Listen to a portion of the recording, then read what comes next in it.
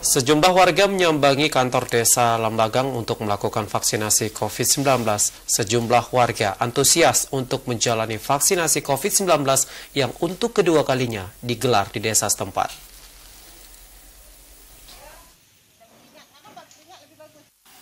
Puluhan warga Lamlagang, Banda Aceh mendatangi kantor desa setempat untuk melakukan vaksinasi COVID-19.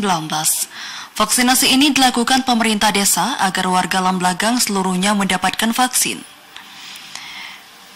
Kecik Lamlagang Samsul Bahri menyebutkan, antusias warga Lamlagang untuk vaksinasi cukup tinggi, bahkan pada vaksinasi kedua ini.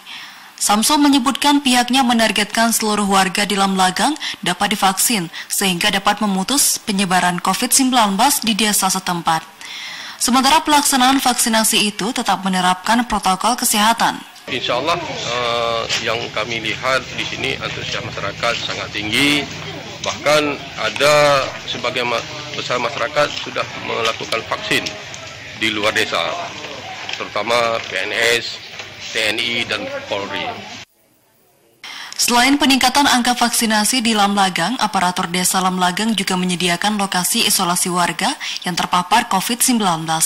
Pihaknya juga selalu berkoordinasi dengan Satgas COVID-19 Banda Aceh dan rumah sakit jika warganya membutuhkan pelayanan di rumah sakit.